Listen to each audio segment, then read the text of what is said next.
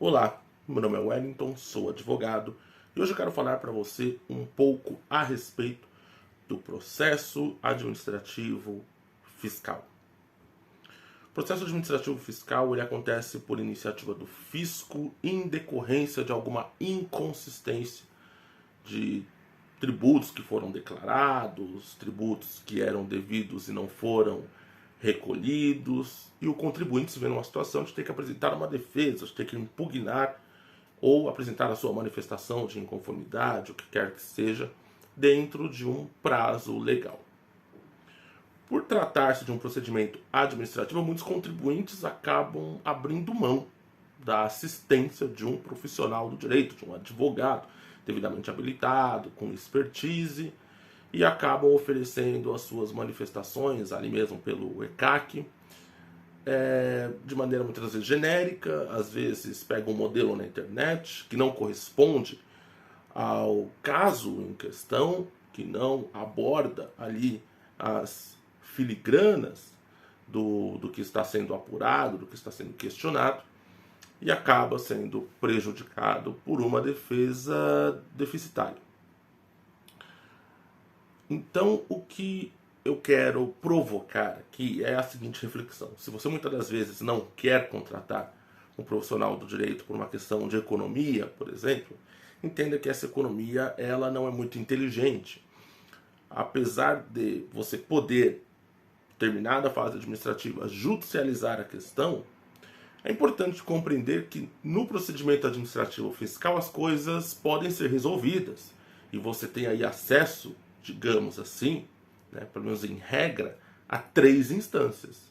Então, primeiro você vai ali articular a sua manifestação com o responsável, né, pela autoridade fiscal na primeira instância, depois você pode recorrer ao CARF e depois ao Conselho Superior do CARF.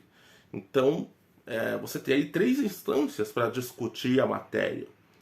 E geralmente não se pedem custas. Tem até uma súmula vinculante do Supremo Tribunal Federal dizendo que é indevida a cobrança de custas para se recorrer em processos administrativos. Então, o que eu quero dizer com isso é que a economia, num primeiro momento, que parece inteligente, na prática ela se mostra um pouco equivocada, uma economia burra, como dizem por aí.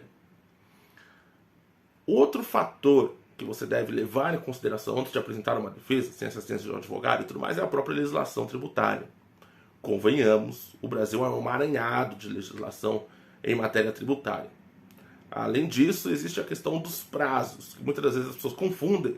Embora exista a possibilidade de aplicação de dispositivos do Código de Processo Civil naquilo que a legislação não trata, portanto tem que haver a lacuna para você importar a legislação processual civil, os prazos no procedimento administrativo fiscal, no processo administrativo fiscal, muitas pessoas falam, não, mas tem uma lei geral que regulamenta, né, o procedimento, o processo administrativo no âmbito federal. Porém, existe a lei específica que acaba se aplicando pelo princípio da especialidade. E muitas pessoas desconhecem que os prazos correm em dias corridos, por exemplo. Há muitos erros quando a pessoa vai tentar acessar o ECAC, como que você lida com isso. Existem também questões principiológicas que só o advogado consegue observar.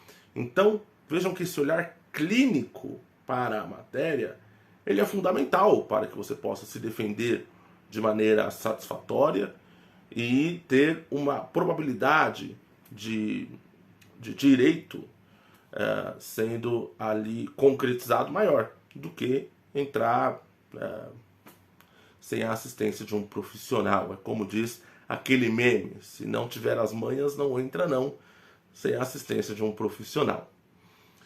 Uma outra coisa que eu gostaria de abordar aqui sobre o procedimento administrativo fiscal é que você tem uma ampla margem de manobra defensiva, digamos assim.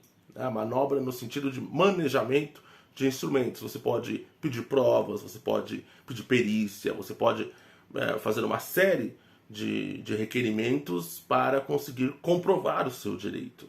Então vejam, é bem melhor e, digamos, até mais barato atuar na fase administrativa do que depois judicializar, muitas vezes tem que pagar custas, e aí você fica ali, tem a questão do magistrado, do perfil, você tem um campo de discussão que, se você for vencido no âmbito administrativo, você já vem com uma carga negativa daquele processo anterior. Então, vejam que, ainda que você seja vencido no processo administrativo e possa recorrer à via judicial, é bem melhor que você tenha construído a sua base defensiva de maneira sólida do que, não, depois eu judicializo e quando o próprio juiz vai verificar o processo administrativo, ele vai ver que a defesa não foi muito bem articulada, né, e perdeu ali uma oportunidade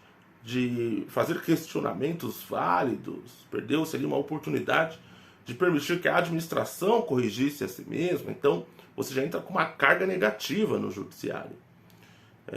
Ou seja, numa perspectiva de teoria dos jogos, de cognição, de teoria da decisão judicial, teoria da decisão simplesmente, você entra com uma carga negativa.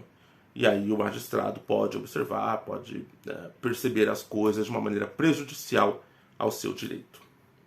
Então é isso que eu gostaria de trazer aqui para vocês. Espero que tenham gostado e possam refletir a respeito. Dúvidas, críticas, ameaças, comentários, tem também contatos e links na descrição. Fiquem com Deus. Até a próxima.